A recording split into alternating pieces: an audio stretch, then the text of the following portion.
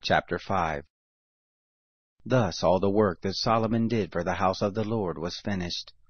Solomon brought in the things that David his father had dedicated, even the silver and the gold, and all the vessels, and put them in the treasuries of the house of God.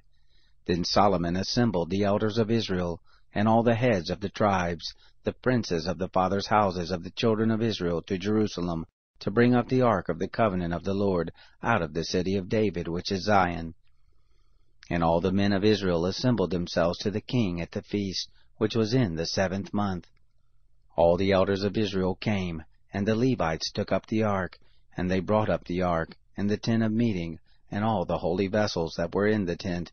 These did the priests, the Levites, bring up. King Solomon and all the congregation of Israel that were assembled to him were before the ark, sacrificing sheep and oxen that could not be counted nor numbered for multitude. The priests brought in the ark of the covenant of the Lord to its place, into the oracle of the house, to the most holy place, even under the wings of the cherubim. For the cherubim spread forth their wings over the place of the ark, and the cherubim covered the ark and the poles of it above. The poles were so long that the ends of the poles were seen from the ark before the oracle, but they were not seen outside, and there it is to this day. There was nothing in the ark save the 2 tables which Moses put there at Horeb, when the Lord made a covenant with the children of Israel when they came out of Egypt. It happened, when the priests were come out of the holy place, for all the priests who were present had sanctified themselves, and did not keep their divisions.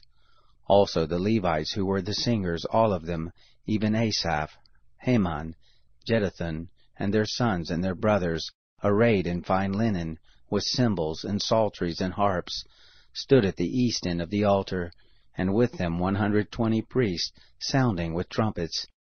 It happened, when the trumpeters and singers were as one, to make one sound to be heard in praising and thanking the Lord, and when they lifted up their voice with the trumpets, and cymbals, and instruments of music, and praised the Lord, saying, For he is good, for his loving kindness endures forever, that then the house was filled with a cloud, even the house of the Lord, so that the priests could not stand to minister by reason of the cloud, for the glory of the Lord filled the house of God.